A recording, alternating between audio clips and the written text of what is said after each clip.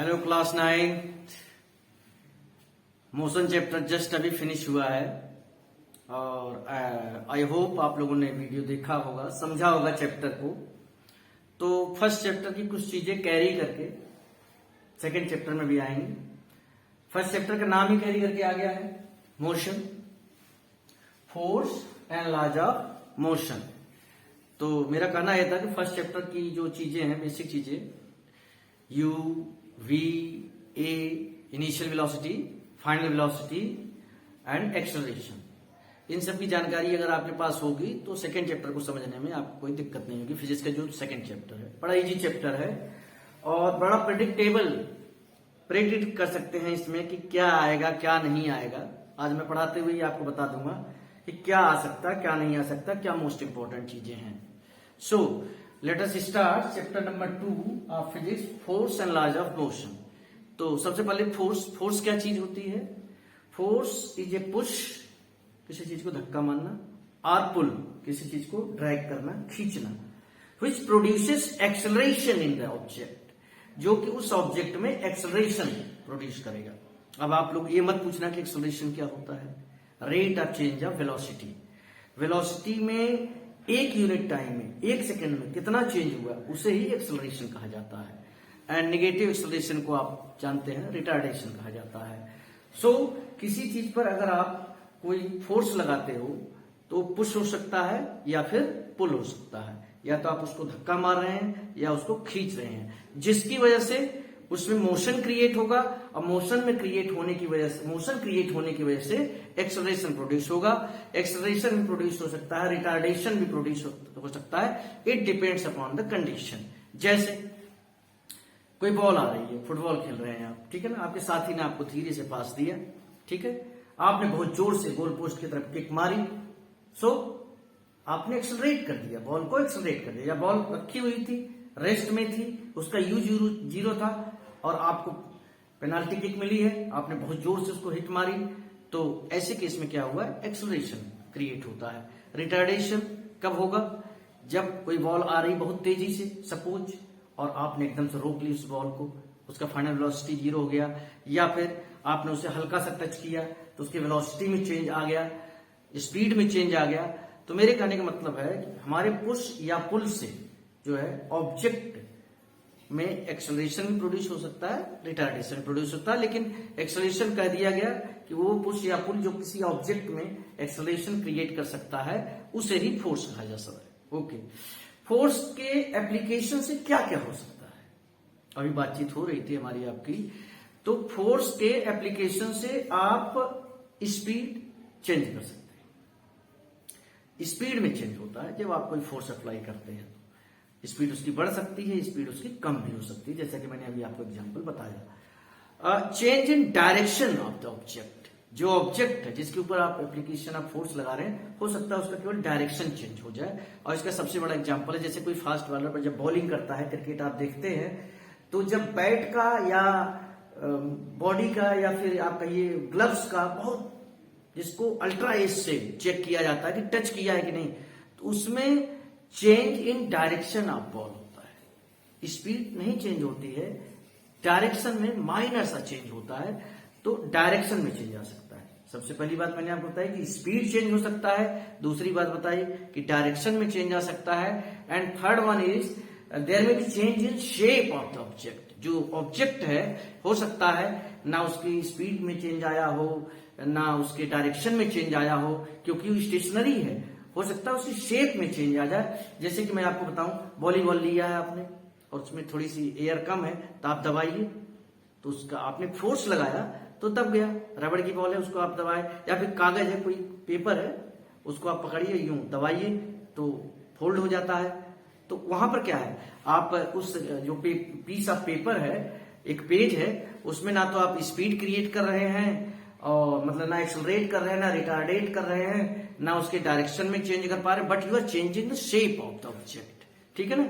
तो कुल मिला के मेरा कहना यह है कि एप्लीकेशन ऑफ फोर्स, जब फोर्स अप्लाई किया जाता है तो क्या क्या हो सकता है।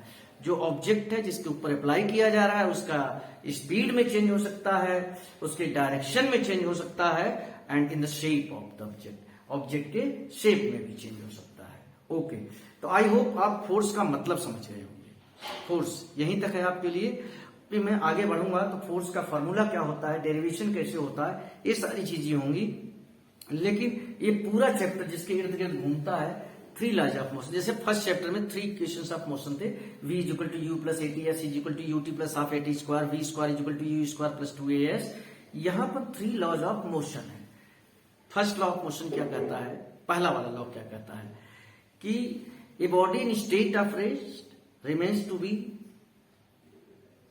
इन the rest state of rest, and if it is in the motion it tries to be in the motion unless an external force is unbalanced external force is applied on it।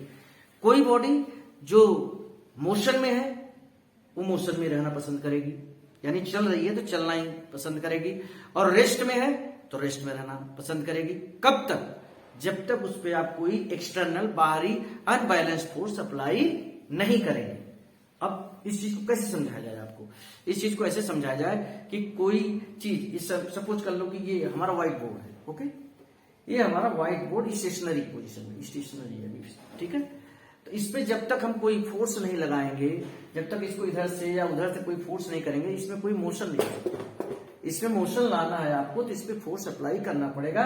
और ये board stationery है तो stationery रहना चाहेगा, rest में है तो rest में रहना चाहेगा, ठीक है। दूसरी बात, कोई चीज लुढ़क के आ रही है तो लुढ़कती रहेगी जब तक उस पर कोई फोर्स ना लगे। जैसे कुछ जगह तो आप देख लेते हो कि आदमी हाथ लगा रहा है, पैर लगा रहा है, और आपको समझ में आता है कि हाँ भाई इन्होंने हाथ लगाया या पैर लगाया, इसको ब्लॉक किया, जिसकी वजह से ये मोशन में थी और रेस्ट में आ गई। लेकिन कुछ जगह आप देखते होंगे बॉल लुढ़कते हुए जा रही और ऑटोमेटिकली अपने आप रुक जाती है। वहां किसने फोर्स लगाया, वहां तो कोई ह्यूमन बीइंग था नहीं। वहां पर जो फोर्स काम करती है उसे कहते हैं फ्रिक्शनल फोर्स। फ्रिक्शन की वजह से वो बॉडी रेस्ट में आ जाती है। आप कोई चीज ऊपर फेंकते हो, आपने चीज को ऊपर फेंका, नीचे क्यों लौट के आएगा, क्योंकि उसके ऊपर भी एक फोर्स लग रहा है और उसे ग्रेविटी का फोर्स कहा जाता है। अर्थ की जो ग्रेविटी होती है वो हर ऑब्जेक्ट को अपनी तरफ खींचती है। तो आपकी फोर्स की वजह से जो भी बॉडी को जाना था 10 मीटर, 20 मीटर, 30 मीटर, 40, जो आपका जितना ताकत है वो गई, लेकिन लगातार उस पर एक्सेलरेशन ड्यू टू ग्रेविटी जो फोर्स है, जो अर्थ की ग्रेविटेशनल फोर्स है, वो लगातार उसको अपनी तरफ अट्रैक्ट कर रही थी, खींच रही थी।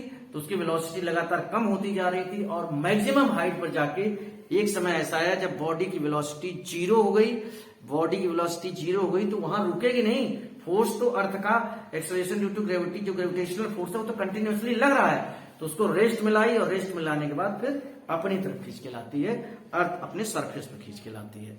तो आई होप आप इन बातों को समझ रहे होंगे। और कुछ ऐसी फोर्स होती हैं जो आपको दिखाई नहीं देती, आप केवल महसूस कर सकते हैं। जैसे गर्मी के दिन में आप सपोज साइकिल चला रहे हैं, स्कूल जा रहे हैं, आप साइकिल चला रहे हैं और आप जा रहे हैं वेस्ट की तरफ और ईस्ट की तरफ हवा चल रही है, तो आपको ऐसा महसूस होता होगा कि यार जितना हमको फोर्स लगाना चाहिए अपनी साइकिल को आगे बढ़ाने के लिए उतना हम लगा तो रहे हैं, लेकिन बस वेलोसिटी नहीं क्रिएट हो पा रही है, स्पीड नहीं क्रिएट हो पा रही है। क्यों? क्योंकि वहां पर जो एयर का फोर्स है, एयर में भी फोर्स होता है भाई, उसमें ही प्रेशर होता है, वो आपको आगे बढ़ने नहीं देती है। तो कई चीजें, जरूरी नहीं कि सारी की सारी फोर्सेस जो क्रिएट होती हैं ह्यूमन बीइंग के द्वारा भी होती है, नेचर में भी कई फोर्सेस एग्जिस्ट करती हैं, दिखाई नहीं देती हैं, दैट्स अदर थिंग।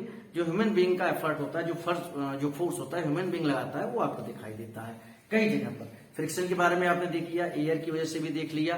तो ये फर्स्ट लॉ ऑफ मोशन का जो आता है स्टेटमेंट कि कोई बॉडी अगर रेस्ट में है तो रेस्ट में ही रहेगी और मोशन में है तो मोशन में ही रहेगी, अनलेस जब तक उस पर कोई अनबैलेंस्ड एक्सटर्नल फोर्स एक्ट नहीं करती है।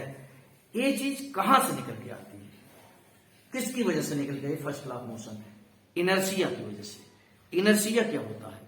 Inertia is a tendency of an object which tries to keep it in the state in which it is.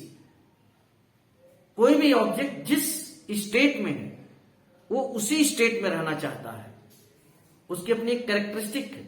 मतलब रेस्ट में है तो रेस्ट में रहेगा, मोशन में है तो मोशन में रहेगा। कब तक? जब तक, वही फिर से बात आ रही है, जब तक उस पर कोई अनबैलेंस्ड एक्सटर्नल फोर्स नहीं लगेगा। तो आपको काफी कुछ समझ में आ रहा होगा कि inertia and first laws of motion एक दूसरे से इंटरकनेक्टेड है। यस एब्सोल्युटली, इनर्शिया ही वो चीज है, वो प्रॉपर्टी है जिसकी वजह से फर्स्ट लॉ ऑफ मोशन का क्रिएशन हुआ। अगर इनर्शिया ऑब्जेक्ट में नहीं पाया जाता, कि हर ऑब्जेक्ट में अगर इनर्शिया वाली चीज नहीं पाई जाती, तो फर्स्ट लॉ ऑफ मोशन का क्रिएशन हो ही नहीं पाता। अब जैसे मैं आपको बताऊं, कोई पत्थर है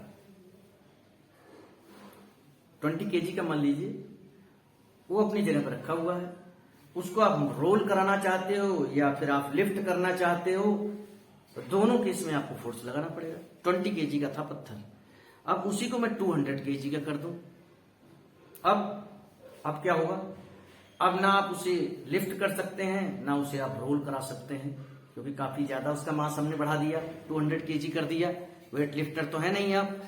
अब दिक्कत क्या है कि पहले वाले केस में 20 kg वाले केस में आपने ऐसा कर लिया, 200 kg में क्यों नहीं कर पा रहे?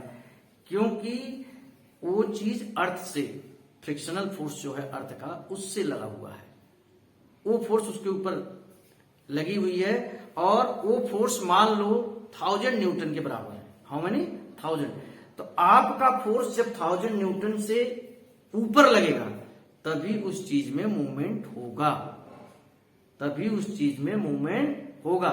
इसलिए 20 kg में तो तुरंत मूवमेंट क्रिएट हो जाता है, और 200 kg का जब वो पेबल रखा हुआ है, स्टोन रखा हुआ है, जो पीस रखा हुआ है, उसमें आप मूवमेंट क्रिएट नहीं कर पा रहे हैं। तो यहां पर फर्स्ट लॉ ऑफ मोशन की जो डेफिनेशन आती है, या इनर्शिया की जो बात आती है, तो कुल मिला के आपको ये बात समझ में आ रही होगी कि इनर्शिया जो चीज है वो बॉडी को उसी स्टेट में रखती है जिसमें वो है, स्टेट को चेंज नहीं होने देती है। और आप स्टेट में चेंज करना चाहते हो तो आपको उस पर फोर्स लगाना पड़ेगा। तो कुल मिला के इतनी बातों से आपको, मैंने 20 kg 200 kg जानबूझ के बोला कि आपको ये बात समझ में आ सके कि इनर्शिया का डायरेक्ट संबंध मास से होता है। ज्यादा मास होगा ऑब्जेक्ट का तो उसका इनर्शिया भी ज्यादा होगा, और कम मास होगा तो उसका इनर्शिया कम होगा। इसलिए मैंने जानबूझकर 20 kg एंड 200 kg का एग्जाम्पल लिया। और फर्स्ट लॉ ऑफ मोशन में यही चीज कही जाती है, क्या? कि कोई बॉडी रेस्ट में है तो रेस्ट में रहेगी, मोशन में तो मोशन में रहेगी, जब तक उसके ऊपर कोई अनबैलेंस एक्सटर्नल फोर्स नहीं लगेगा। तो फोर्स, अभी आप देखेंगे कि फोर्स जो है that is equal to m into a, mass into acceleration. तो यहां पर भी मास आ गया, यानी कि अगर कोई बॉडी रेस्ट में है, अगर आप उसे मोशन में लाना चाहते हैं, उसका मास ज्यादा है, तो आपको फोर्स ज्यादा लगाना पड़ेगा, आपको फोर्स ज्यादा लगाना पड़ेगा। खैर फिलहाल अभी आप इतना सिर्फ समझिए कि फर्स्ट लॉ ऑफ मोशन जो है उसका डायरेक्ट संबंध इनर्शिया से होता है। इनर्शिया हर ऑब्जेक्ट में पाया जाता है, चाहे वो लाइट ऑब्जेक्ट हो, चाहे वो हैवी ऑब्जेक्ट हो, और उसका ये होता है कि अगर वो रेस्ट में है तो रेस्ट में रहना चाहेगा, मोशन में है तो मोशन में रहना चाहेगा, जब तक कि कोई एक्सटर्नल अनबैलेंस फोर्स उस पर एक्ट ना करे। फर्स्ट लॉ ऑफ मोशन भी यही चीज कहता है कि हर चीज रेस्ट या मोशन में रहना चाहेगी जब तक उस पर आप बाहरी फोर्स ना लगाए। तो इनर्शिया जैसी कैरेक्टरिस्टिक, इनर्शिया जैसी प्रॉपर्टी हर ऑब्जेक्ट में पाई जाती है, जिसकी वजह से फर्स्ट लॉ ऑफ मोशन का स्टेटमेंट आया है। और इनर्शिया का जो मैग्नीट्यूड है, inertia depends on the mass of the object. अभी आप सीनियर क्लासेस में जाओगे तो इनर्शिया के बारे में आपको और बताया जाएगा। फिलहाल आप इतना ही ध्यान रखें कि इनर्शिया की वजह से हर ऑब्जेक्ट अपने उसी पोजीशन में रहना चाहता है जिस पोजीशन में है, वो अपने आप को चेंज नहीं करना चाहता है। और इनर्शिया जो है मास के ऊपर डिपेंडेंट होता है। खैर, फर्स्ट लॉ ऑफ मोशन आपको समझ में आया। अब आते हैं हम सेकेंड लॉ ऑफ मोशन में। सेकेंड लॉ ऑफ मोशन को जाने के पहले आपसे कुछ डिस्कशन में करूं, उसके पहले मुझे आपको मोमेंटम के बारे में बताना पड़ेगा। मोमेंटम स्मॉल पी से डिनोट किया जाता है। मोमेंटम इज इक्वल टू होता है मास इनटू वेलोसिटी। ये बताना बहुत जरूरी है, क्योंकि सपोज कर लीजिए कोई ऑब्जेक्ट है जिसका मास m है, ओके। शुरू में उसकी वेलोसिटी u है, आपने फोर्स लगाया और उसकी वेलोसिटी हो जाती है v, ओके। ये इनिशियल वेलोसिटी है, ये फाइनल वेलोसिटी, और ये सब कुछ हुआ, जो चेंज इन वेलोसिटी हुआ है that is due to application of the force applied by you, unbalanced force. अब मैं ये बार बार मैं अनबैलेंस फोर्स कर रहा हूं, तभी मैं आपको इसके बारे में बताऊंगा कि बैलेंस फोर्स क्या होता है और अनबैलेंस फोर्स क्या होता है। खैर, आप ऑब्जेक्ट था, उस पे यू की स्पीड से जा रहा था वेलोसिटी से, और आपने फोर्स लगाया और उसकी वेलोसिटी हो गई v। ओके, तो अगर मैं आपसे पूछूं कि इनिशियल मोमेंटम क्या होता है, p1 जिसे हम कहेंगे, तो mass into velocity m into you, ये इनिशियल मोमेंटम है शुरू का। फाइनल मोमेंटम क्या होगा भाई, m into v, m into final velocity multiply कीजिए। चेंज इन मोमेंटम क्या है, that is mp2 minus p1, में डायरेक्ट लिख रहा हूं mv माइनस m। और सपोज कर लो इसके वेलोसिटी u से v होने में, इन सब में कुछ टाइम लगता है जब हम फोर्स लगाते हैं, टाइम टेकन इज t। तो rate of change of velocity, momentum, rate of change of velocity तो आपने फर्स्ट चैप्टर में पढ़ा था, जिसको आप एक्सेलरेशन कर रहे थे। Rate of change of momentum means change in momentum in 1 second. तो t सेकेंड में इतना सब कुछ हुआ, mv माइनस mu। तो 1 सेकेंड में कितना होगा, mv minus mu upon t, 1 second. अब मैं आपको सेकेंड लॉ ऑफ मोशन बता सकता हूं कि rate of change of velocity is directly proportional to unbalanced force applied on the object.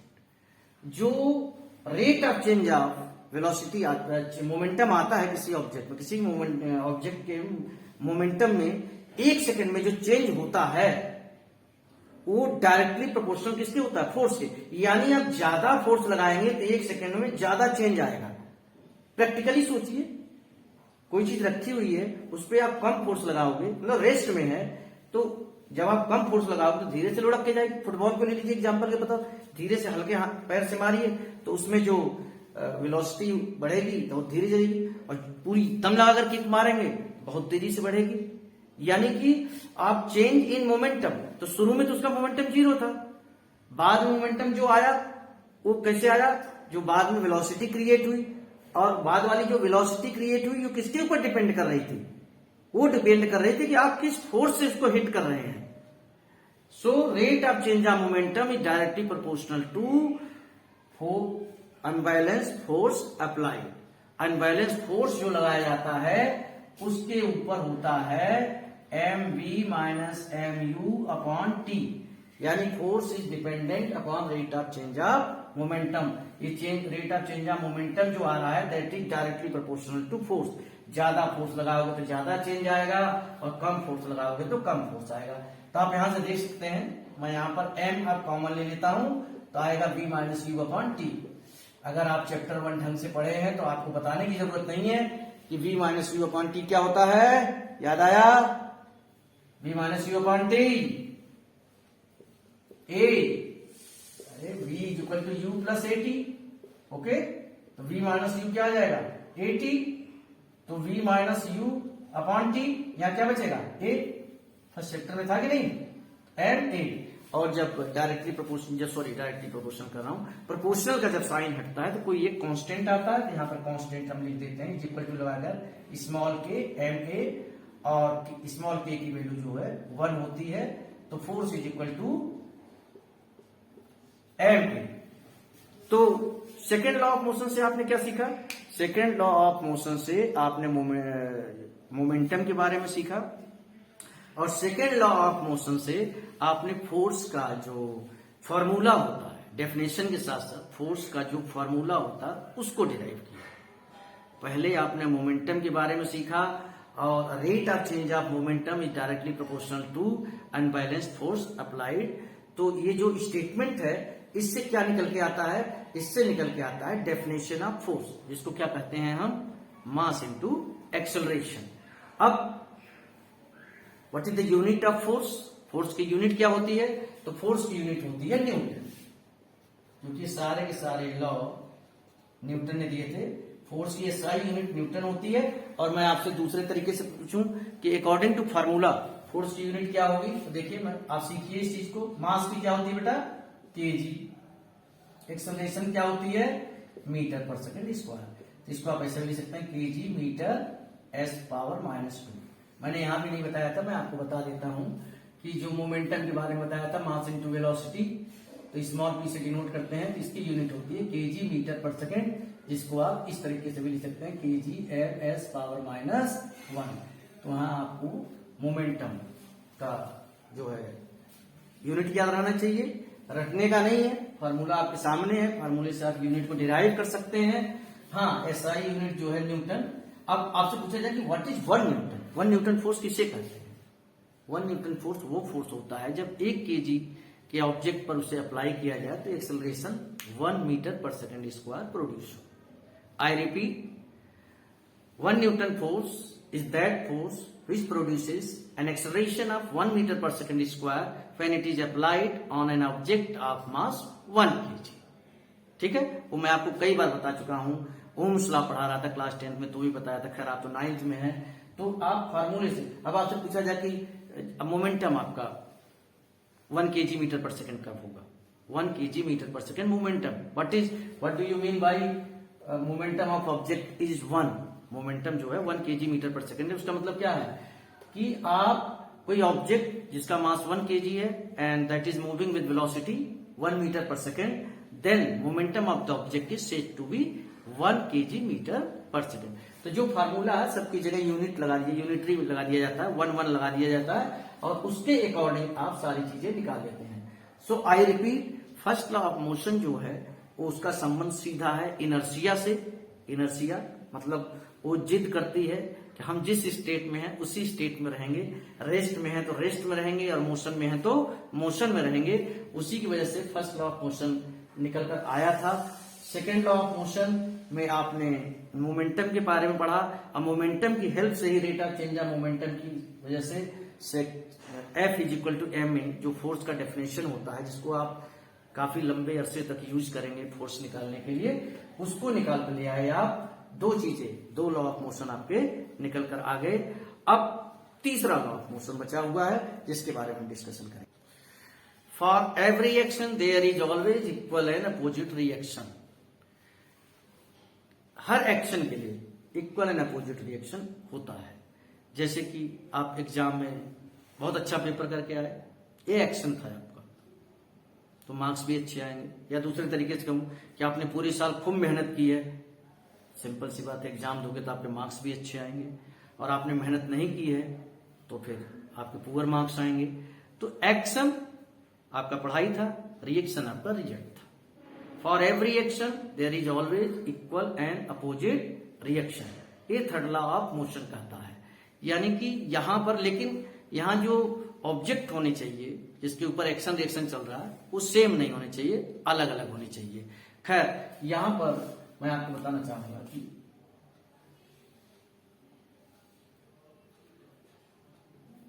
ये कोई फोर्स आप लगाते हो, ठीक है, आप इस पे मान लो हाथ मारते हो, दीवार पे हाथ मारते हो, तो आपके हाथ में चोट आती है और दीवार पर भी, ये आपका एक्शन था।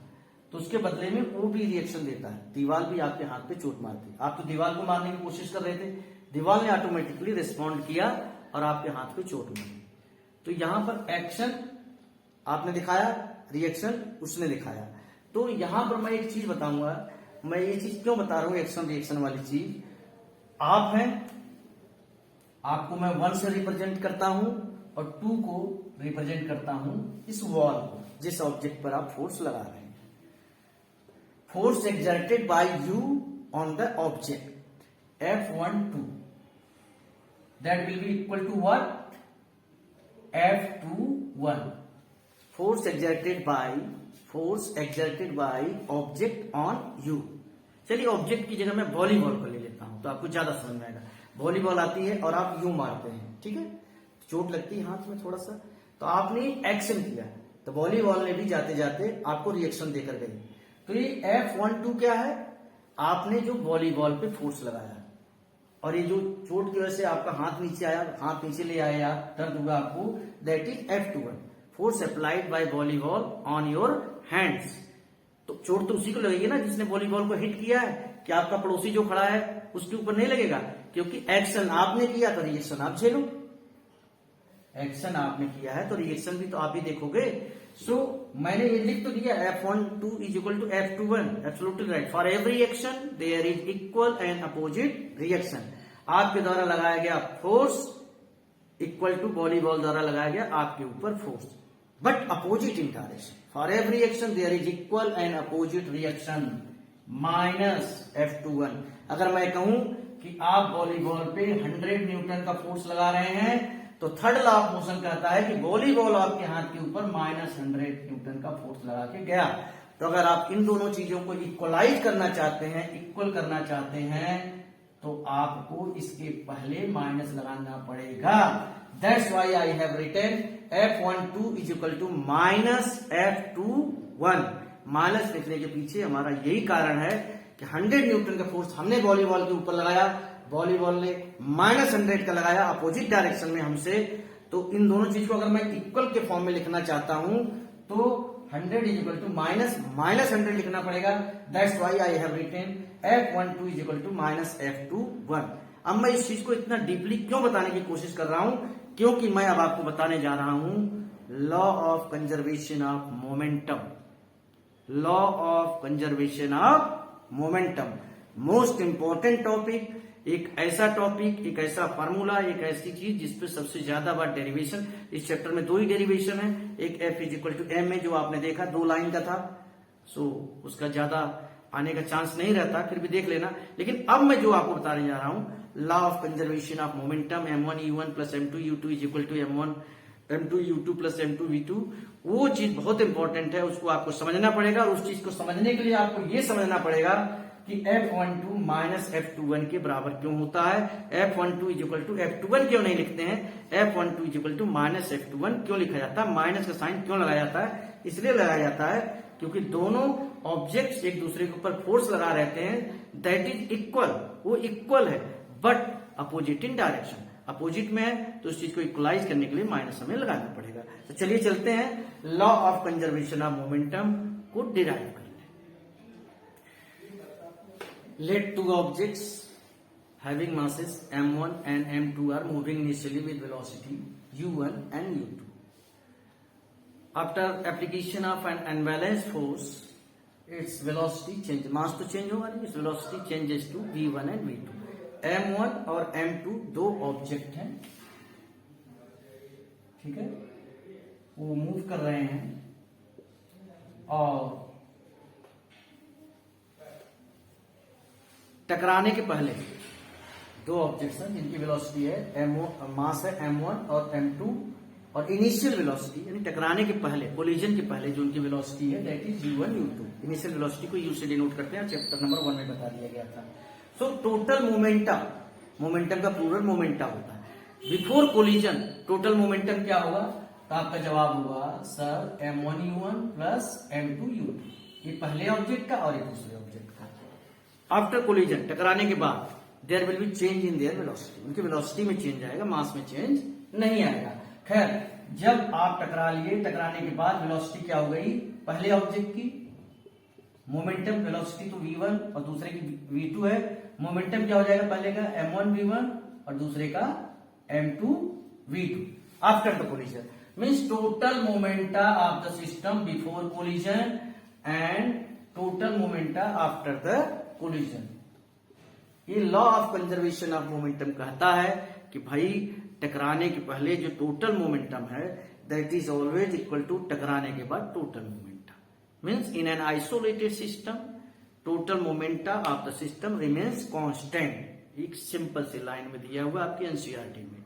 लेकिन आइसोलेटेड सिस्टम क्या है, एक ऐसा सिस्टम जिसमें कोई एक्सटर्नल फोर्स एक्ट नहीं कर रहा है, कोई भी बाहरी फोर्स नहीं लग रहा है, केवल बस दो ऑब्जेक्ट हैं, वो अपनी वेलोसिटी से चल रहे हैं, इनिशियल वेलोसिटी से, और टकरा जाते हैं, और टकराने के बाद उनकी वेलोसिटी में चेंज आता है। वेलोसिटी में चेंज बेशक आ जाए लेकिन उनका जो टोटल मोमेंटम है कोलिजन के पहले, टकराने के पहले, that will be always equal to total momentum after the collision. m1u1 plus m2u2 पहले ऑब्जेक्ट का मोमेंटम, दूसरे ऑब्जेक्ट का मोमेंटम, दोनों को प्लस किया, that is equal to momentum of the object after the collision, पहले का m1v1 और दूसरे का m2v2। और ये सब चीजें इसमें आपको आइसोलेटेड सिस्टम इसलिए कहा गया कि जिसमें कोई एक्सटर्नल फोर्स अप्लाई नहीं होता। तो इस चीज का डेरिवेशन किया जाएगा। आपकी जानकारी के लिए मैं बता दूं, आप समझ गए होंगे कि दो ऑब्जेक्ट हैं जिनके मास m1 m2 है, initial velocity u1 and u2 है, एंड आफ्टर द कोलिजन के बाद जो है उनकी वेलोसिटी जो होती है v1 v2 हो जाती है, तो मोमेंटम m1 v1 और m2 v2 हो जाता है। तो इधर m1 u1 plus m2 u2 collision के पहले मोमेंटा है, and m1 v1 plus m2 v2 collision के बाद मोमेंटा है। तो दोनों आपस में इक्वल, यही चीज मैं आपको प्रूव करके दिखाने जा रहा हूं। ठीक है, देखते हैं। सपोज कर लीजिए कि ये जितनी भी चीजें मैंने बताई हैं, जो चेंज इन वेलोसिटी आया है, ये सब t टाइम में होता है। t टाइम के बाद तो मैं आपसे पूछूंगी change in velocity momentum of first object, पहले ऑब्जेक्ट के मोमेंटम में क्या चेंज है? पहले के बारे में पूछ रहा हूं, केवल पहले के बारे में। तो आप कहेंगे सर फाइनल मोमेंटम तो हो गया m1 v1, initial momentum m1 u1। दूसरे के बारे में पूछ रहा हूं आपसे, दूसरे ऑब्जेक्ट के बारे में, फाइनल मोमेंटम m2 v2 और इनिशियल m2 v2। आपको बताया था ना वहां पर, जो बताया था आपको फोर्स क्या होता है, rate of change of velocity. जो सेकेंड इक्वेशन ऑफ मोशन में F is equal to ma आया था, उसमें मैंने आपको बताया था कि rate of change of momentum, change in momentum upon time taken, that is equal to force mv minus mu upon t, बताया था। तो इधर इनिशियल मोमेंटम शुरू में जब ऑब्जेक्ट वेलोसिटी u1 की वेलोसिटी चल रहा था, फोर्स कोलिजन हुआ, कोलिजन के बाद वेलोसिटी हो गई v1, मास में चेंज नहीं होगा, मास तो वही रहेगा। तो चेंज इन मोमेंटम हो जाएगा m1 v1 minus m1 u1। अब मैं कहूं rate of change of momentum क्या होगा? Rate of change of momentum means एक सेकंड में कितना चेंज आया मोमेंटम में। तो आप कहेंगे सर टी टाइम में सब हुआ, तो डिवाइडेड बाई टी से डिवाइड कर दीजिए, and same here is with second object. तो मैंने rate of change of momentum क्यों निकाला? चेंज इन मोमेंटम के बाद मैं rate of change of momentum क्यों निकालना चाहता हूं? क्योंकि according to second law of motion, rate of change of momentum is directly proportional to unbalanced force acting on the object. जो ऑब्जेक्ट पे फोर्स लग रहा है उसके डायरेक्टली, अनबैलेंस्ड फोर्स लग रहा है उसके डायरेक्टली प्रोपोर्शनल होता है। कौन? फोर्स। तो यहां अगर मैं कहूं कि ठीक है ये क्या है फोर्स, ये जो फर्स्ट ऑब्जेक्ट ने सेकंड ऑब्जेक्ट के ऊपर लगाया, और ये क्या फोर्स है? वो फोर्स है जो सेकंड ऑब्जेक्ट ने फर्स्ट ऑब्जेक्ट के ऊपर। वॉलीबॉल और आपका एग्जांपल बताया था, जानबूझ के ध्यान दीजिएगा, आपने वॉलीबॉल को हिट किया था, आप थे m1 और वो था m2। यहां पर दोनों ऑब्जेक्ट सेम है, एक जैसी चीजें हैं, टकराती हैं, दो व्हीकल हो सकते हैं, दो चीजें हो सकती है, खैर कुछ भी, लेकिन आपको चेंज इन मोमेंटम जो है फर्स्ट ऑब्जेक्ट में अपॉन टी, तो rate of change of momentum, तो rate of change of momentum तो फोर्स होता है। तो लेकिन ये फोर्स कौन सा फोर्स है? जो पहला ऑब्जेक्ट लगाता है दूसरे ऑब्जेक्ट के ऊपर, force exerted by first object on second object। तो ये क्या भाई? ये है F21, force exerted by second object on first object, दूसरा वाला पहले के ऊपर जो फोर्स लगाता है। जैसे प्रैक्टिकल एग्जांपल मैं आपको दूं कि अगर दो व्हीकल टकराते हैं, दो मोटरसाइकिल आपस में टकराती हैं, तो क्या एक ही को चोट आती है? दोनों को झटके लगते हैं, दोनों को चोट आती है। एक हैवी भी हो सकता है, एक लाइट भी हो सकता है, चोट तो दोनों को आनी है, क्योंकि ट्रक और कार का मान लो होता है, तो ट्रक कार के ऊपर लगाया, कार भी तो ट्रक का नुकसान करेगी, कुछ ना कुछ तो नुकसान करेगी, दैट्स अदर थिंग। उसका मास कम है लेकिन फोर्स तो लगाती है वो। तो यहां पर ये दोनों फोर्स इक्वल होते हैं, अपोजिट इन डायरेक्शन होता है। मैंने आपको बताया था कि F12 that will be always equal to minus F21, तो मैं इसको लिखूं is equal to minus F21। तो मैं आपको बताना चाहूंगा कि ये था आपका F12 और ये था आपका F21, लेकिन अगर आप इसे इक्वल करके लिखना चाहते हो तो इसके पहले माइनस लगाना पड़ेगा। और बहुत आसान भाषा में मैंने आपको बताया था कि अगर आप वॉलीबॉल पे 100 न्यूटन का फोर्स यूं लगाते हो नीचे से ऊपर, तो वॉलीबॉल भी उस समय आ रही होती है आपके हाथ की तरफ, वो भी 100 न्यूटन का फोर्स लगा के जाती है, लेकिन उसका डायरेक्शन अलग होता है। तो दोनों को आप इक्वल करके दिखाना चाहते हो, 100 एंड माइनस 100 को इक्वल करके दिखाना चाहते हो, तो कैसे दिखाओगे? 100 इज इक्वल टू माइनस 100, ठीक है, तो F12 is equal to minus F21 लिखा आपने, इसकी वजह से ये चीज इसके इक्वल हो गई। चलिए तो आगे बढ़ते हैं, हम इसको सॉल्व करते हैं। इतना तो आपने देख लिया होगा, t दोनों तरफ है, ठीक है भाई, कैंसिल आउट हो गया। M1V1 minus M1U1 is equal to minus M2V2 plus M2U2, ठीक है। अब आप ऐसा करो जल्दी जल्दी, जो हमें प्रूव करके लाना था, प्रूव करके हमें ये लाना था, मुझे इनिशियली लिख देना चाहिए था। देखिए M1U1 plus M2U2 is equal to M1V1 plus M2V2। U1 U2 यहां इन्वॉल्व है, यानी total momentum before the collision, और V1 V2 यहां इन्वॉल्व है, यानी total momentum after the collision. सो आप ऐसा करो, U1 और U2 को एक तरफ ले आओ, U1 और U2 को मुझे एक तरफ लाना पड़ेगा भाई, ठीक है, ले आए। ये मैंने क्या किया, इसको इधर ले गया तो माइनस का हो गया, और जब इसको भी इधर ले जाओगे तो माइनस हो जाएगा, सबके साथ माइनस आया हुआ है, बड़े इजीली आप लिख सकते हैं।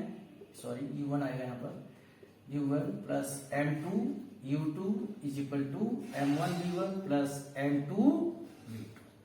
यही आपको प्रूव करना था कि total momentum of the system, isolated system before the collision is always equal to total momentum after the collision. एक ऐसा सिस्टम जिसमें कोई एक्सटर्नल फोर्स एक्ट नहीं कर रहा है, तो जो भी ऑब्जेक्ट्स हैं उनका टोटल मोमेंटम कोलिजन के पहले जो होगा, that will be always equal to total momentum after the collision. सो ये पूरा चैप्टर आपके सामने था, जिसमें अब मैं आपको 2 मिनट के अंदर बता देता हूं क्या क्या चीज आपको समझना है। इस चैप्टर में सबसे पहले आप फोर्स के बारे में समझना है, फोर्स की डेफिनेशन क्या होती है, आप फोर्स क्या क्या क्रिएट कर सकता है, आपको बताया क्या क्या कर सकता है। फर्स्ट लॉ ऑफ मोशन, जिसका संबंध इनर्शिया से है, इनर्शिया और फर्स्ट लॉ ऑफ मोशन दोनों में कोरिलेशन देखना, क्या रिलेशन होता है। सेकेंड लॉ ऑफ मोशन और मोमेंटम, और उसी मोमेंटम से फोर्स का जो डेरिवेशन होता है उसके बारे में। Third law of motion, for every action there is equal and opposite reaction. तो थर्ड लॉ ऑफ मोशन से आपको ये सीखना है कि F12 is equal to minus F21 होता है, और उसी की हेल्प से आप law of conservation of momentum, कि किसी आइसोलेटेड सिस्टम में total momentum of the system remains constant.